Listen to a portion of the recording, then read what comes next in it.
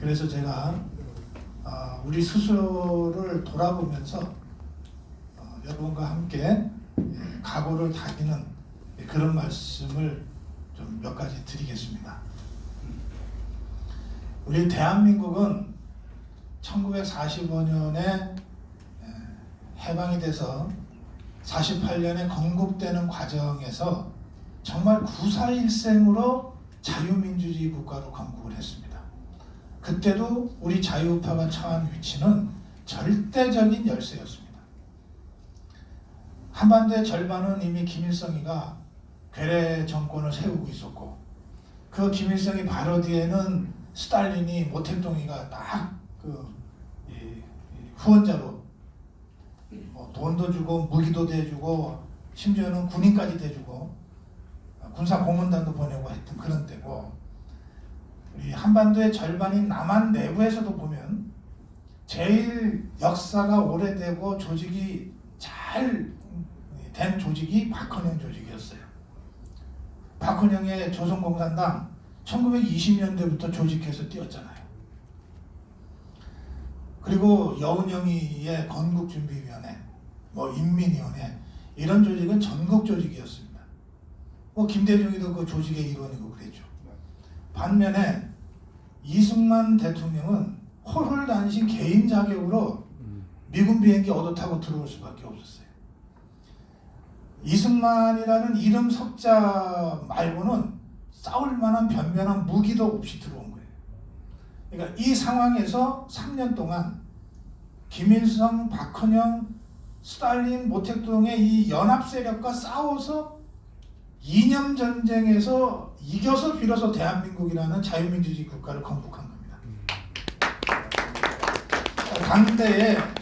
당대의 가장 뛰어난 정치 지도자로 세계적으로 인정받았던 이유가 거기에 있어요. 이승만이라는 이 정치 지도자를 우리 대한민국이 갖게 됐다는 것은 정말로 기적과 같은 운입니다. 그 지도자가 있었기 때문에 절대적으로 불리한 이념 전쟁의 전쟁터에서 우리가 싸워 이겨서 자유민주주의 대한민국을 건국한 겁니다. 맞습니다. 그런데 건국만 했을 뿐이고 나머지 모든 조건은 여전히 절대적으로 불리했습니다. 절대적으로 불리했고 그 상황에서 미군까지도 손을 떼게 됩니다. 49년 미군까지도 철수하고 손을 떼게 돼요. 그러니까 전쟁은 예견됐던 겁니다.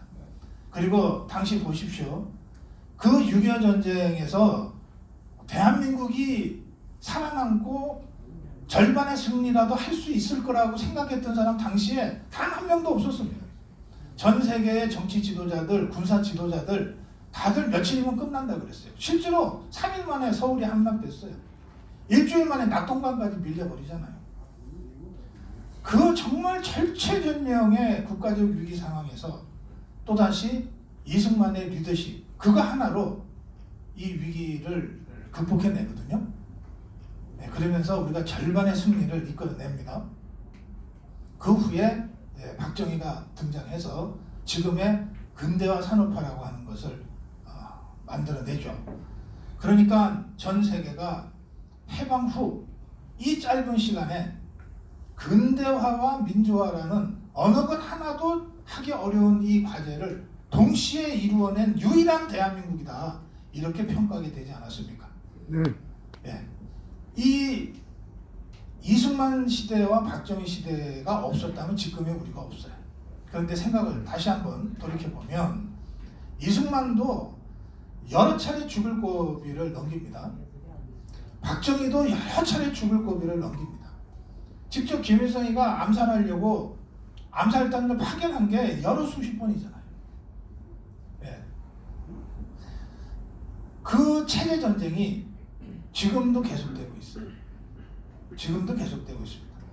북한이 없어진 것도 아니고 북한의 대남 적화 전략이 포기된 것도 아니에요.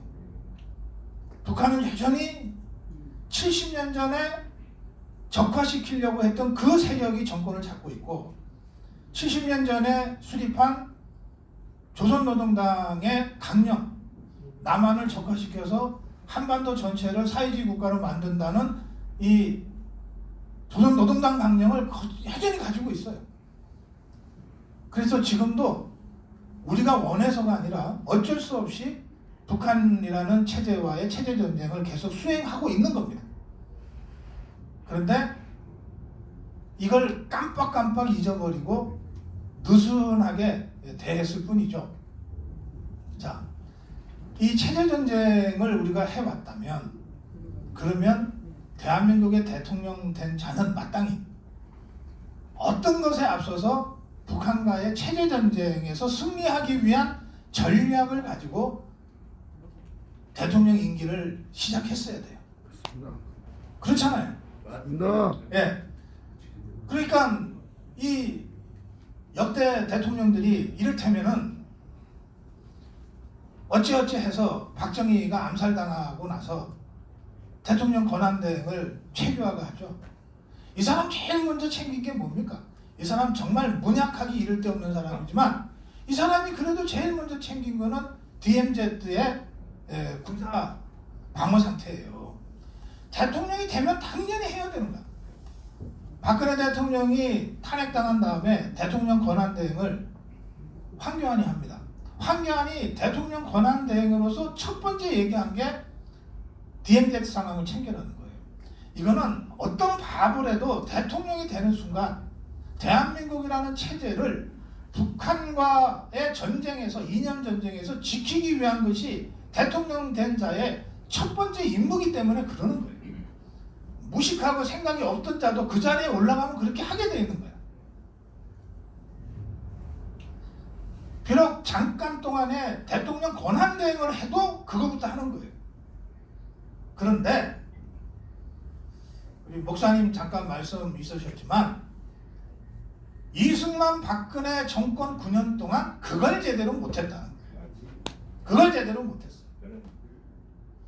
자, 좌파는 단 한 번도 대한민국을 전복시켜서 사회주의로 만들겠다는 목표를 잊어본 적이 없습니다. 그래서 김대중 정권 때 좌파들이 대거 김대중 정권 권력을 이용해서 각 분야에 진출을 해요. 처음에는 하도 굶었던 놈들이니까 뭐 권력 부스러기라도 좀 주워 먹으려고 그러나 보다 생각을 했어요. 이 정권 교체하면은 그 정도는 뭐 해먹을 수 있는 거 아니야? 그랬단 말이에요. 김대중 정권 때 제일 많이 게이트가 터지잖아요. 그거 다 이제 해먹다가 걸린 겁니다. 그러니까 그런 정도인 줄 알았어. 근데 실제로 무서운 건 그게 아니에요. 그거는 해먹다가 들킨 놈들이고 해먹다가 들키지 않은 놈들, 이놈들이 각계각층에 파고들어서 해내온 집들을 한번 보시라고요. 그 과정에서 민노총이라고 하는 것이 한노총을 제압하고 가장 중요한, 가장 강력한 좌파 진지가 되고 각 언론사마다 노조가 합법화되고 언론을 장악합니다. 교육 현장은 완전히 종교인한테 장악당해요. 종교계도 마찬가지예요. 김대중 정권 때 뭐뭐뭐뭐 하는 신부들, 목사들이 얼마나 많이 이 KNCC 이런 거 내세워가지고 교인들을 이 잘못된 방향으로 이끌었습니까? 마치 한국 가톨릭 그러면 정의구현 사제단밖에 몰라. 한국 기독교 그러면 KNCC밖에 있는 줄 몰라. 이런 식으로 각계각층이 불겁게 물들기 시작한 겁니다. 김대중 때 그랬고 노무현 때 이게 굉장히 빠른 속도로 진전이 됩니다. 좌파 정권 10년 동안에 우리 사회의 각계각층이 이렇게 좌파들의 진지로 바뀌어버려요. 이게 그람시의 진지론 전략이에요. 이 좌파 운동권이 1990년을 기점으로 해서 전략을 완전히 수정합니다. 1990년에 소련이 무너지고 동구 사회주의권이 무너지면서 이른바 레닌 스탈린의 그 기동전 전략이 사실상 폐기돼요. 총파업을 해서 대한민국 정부를 전복시킨다. 데모해갖고 길거리 나가갖고 으쌰으쌰 해가지고 정부를 전복시킨다. 이런 전략, 이런 혁명 전략은 이제 안 된다는 것을 1990년을 기점으로 소련이 무너지면서 다 좌파들이 받아들일 수밖에 없게 됐어요. 그때 그 90년을 기점으로 좌파들이 패닉에 빠져서 한편으로는 기존에 있던 혁명 전략을 전부 폐기하는데, 그런데 두 가지로 분화가 돼요. 하나는 야, 이거 진짜 공산주의 혁명은 불가능한 거구나, 내가 그동안 잘못 알았구나, 그런 일군의 사람들이 나타납니다. 그래서 나 그동안 너무 잘못했다, 내가 생각 잘못했다, 앞으로 자유민주주의 체제에서 열심히 살겠다 라고 이른바 전향선언이라고 하는 걸 몇 사람들이 합니다.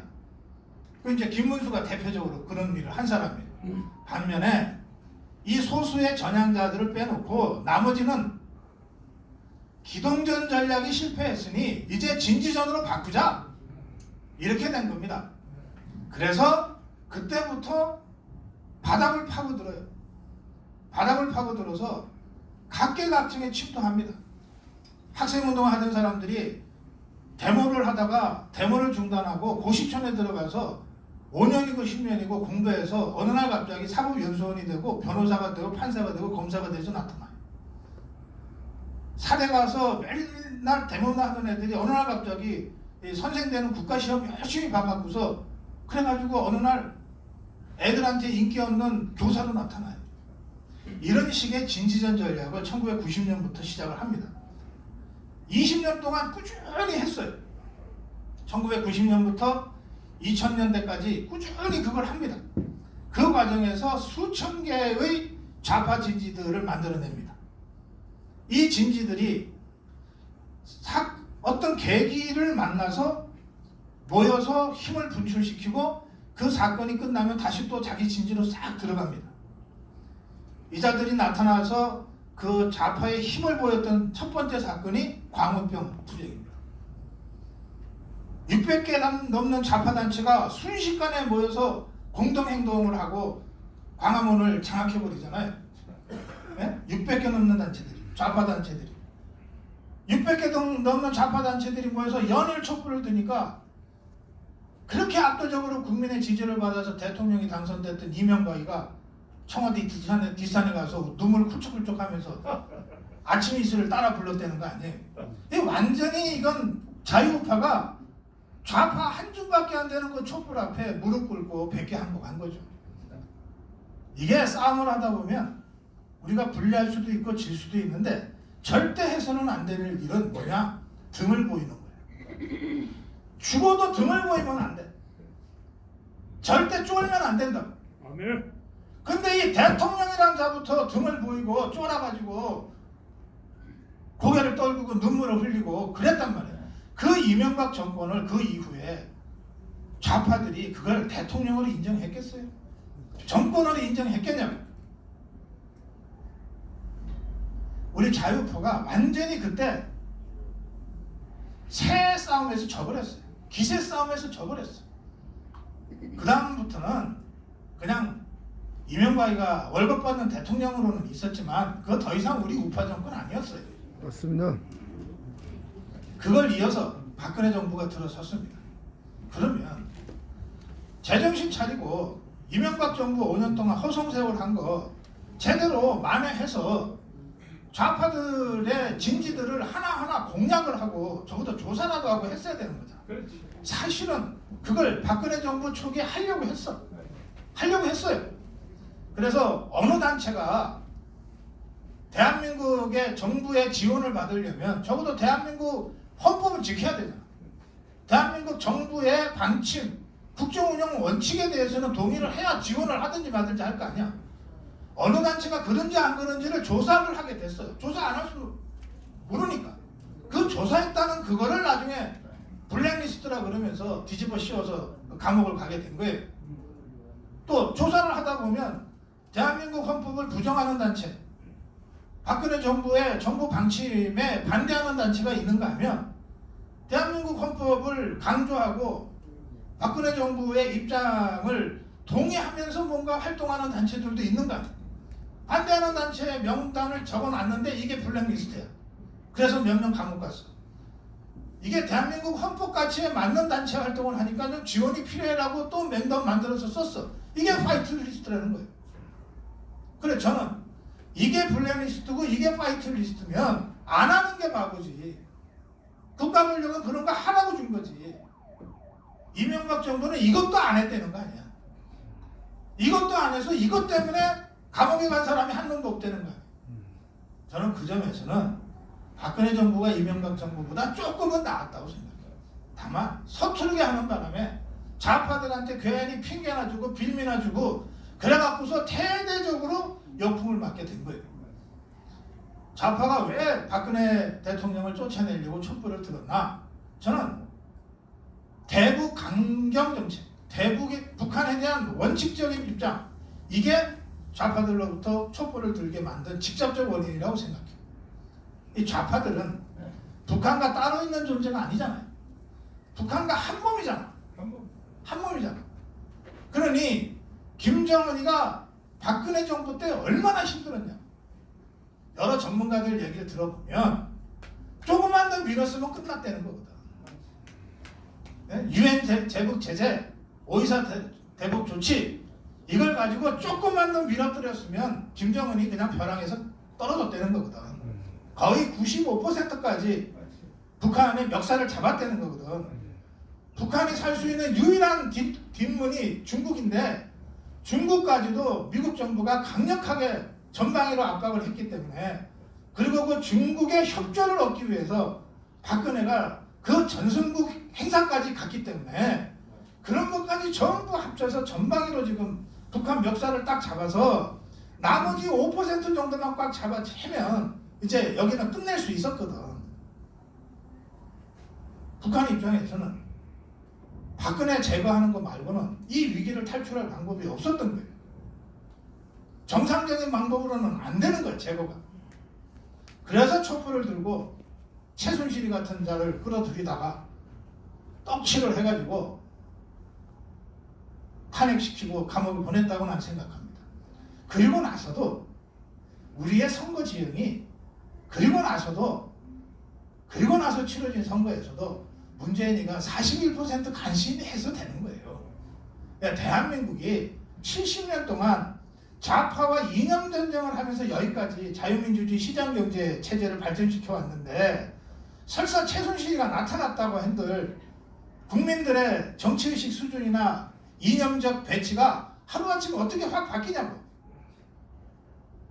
그러니까 2017년 선거에서도 이번에 윤석열이 안철수가 단일화 했듯이 홍준표하고 안철수가 단일화만 했으면 이긴다.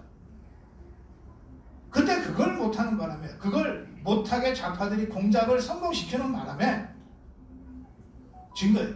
그래서 저는 박근혜 탄핵 사건은 기본적으로 체제전장의 연장선에 있는 사건이고, 북한의 최대 위협 상황에서 어떻게든 박근혜를 제거하기 위한 그런 좌파 연합에 의한 체제 탄압이었다, 이렇게 생각해요. 박근혜 개인이 탄압당한 게 아니고, 박근혜 개인이 탄핵당한 게 아니고, 자유민주주의, 대한민국 자유민주주의 시장경제 체제가 탄핵당한 거예요.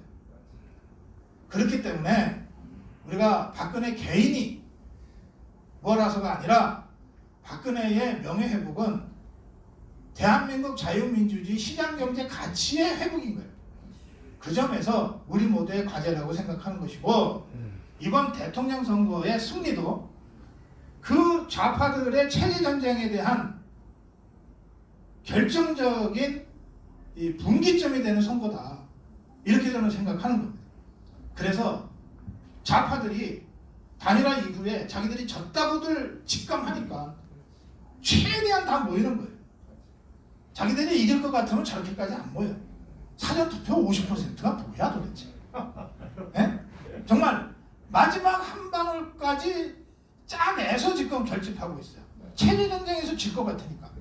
자, 그러면 저걸 바라보는 우리 자유파는 바보들이에요? 야, 저것들이 진짜 마른 행주에 이 물잔에 내듯이 저렇게 마지막 한 표까지 짜내고 있구나. 그럼 자유파는 가만히 있겠냐? 저는 자유파가 3월 9일 압도적 투표율로 80% 이상의 투표율로 10% 이상의 차이를 벌여서 압승할 것이다. 이렇게 저는 그래서 예측합니다. 그럼 이게 체제전쟁의 최종적 승리냐? 아닙니다. 우리가 한 10년간 밀렸어. 우리가 밀렸다가 이제 비로소 반격할 수 있는 계기를 우리가 잡게 되는 거예요. 3구 대선에서 이기면 그동안 수십 년 동안 좌파들이 각계각층에 부식해놓은, 구축해놓은 이 좌파 진지들을 하나하나 파괴하고 폭파하고 해체하고, 그리고 다시 이승만 박정희 대통령이 만들어 놓은 자유민주주의 이 기지들로, 자유민주주의 이 캠프들로, 진지들로 재구축을 해야 되는 그 일의 출발점에 서 있는 거예요. 그러면 지금은 선거라는 방식을 통해서 자유파와 좌파가 투쟁하지만 대통령 선거에서 이겨서 윤석열 정부가 출범하는 순간 이제는 선거라는 방식이 아니라 온 사회 영역에서, 교육 현장에서, 종교 그 기도회에서 또는 방송국에서 좌파와 자유파 간의 끝없는 이념 투쟁이 곳곳에서 전개될 수밖에 없는 상황이 된다는 겁니다. 그리고 저 좌파는 그런 이 진지전 상황에서 뭐라도 트집 잡으면은 다시 광우병의 추억을 호출할 거고, 박근혜 탄핵할 때에 그 600여 개의 좌파단체들이 일사불란하게 움직여서 다시 광화문을 장악하려고 할 거란 말이에요. 그러니까 우리가 한 번 당하면은 실수인데 두 번 당하면 바보지. 근데 광우병에도 당하고 박근혜도 당했으니까 이번에 또 당하면 세 번째나 당하는 거 아니야. 네? 다 한갑 빠져 죽어야지, 그 정도 되면. 그래서 정광훈 대표님이 지금부터 경고하는 거예요. 아멘. 대선에서 승리하면 그날부터 좌파와의 전면적인 이념 투쟁이 다시 시작되는 거다. 아멘. 그걸 하기 위해서 좌파들이 포진하고 구축해놓은 각계각층의 진지를 하나하나 해체해 나가는 문화 헤게모니 전쟁을 우리가 수행해야 된다. 아멘. 그런데 저도 이 대목에서 우리 정광훈 대표님의 의견에 전적으로 공감합니다. 뭐냐? 이 싸움을 국민의힘이 할 능력이 있냐? 없다. 없어요. 국민의힘이 할 자격이 있냐? 없다. 없어요. 결국은 우리 자유파 시민들이 해야 된다. 맞습니다. 광화문 혁명을 했던 그 혁명에 국민들이 해야 된다는 거예요. 맞습니다. 그 광화문 국민들 이끌고 좌파들과 전면적인 문화 헤게모니 투쟁을 할 최전선에서는 전사들이 누구?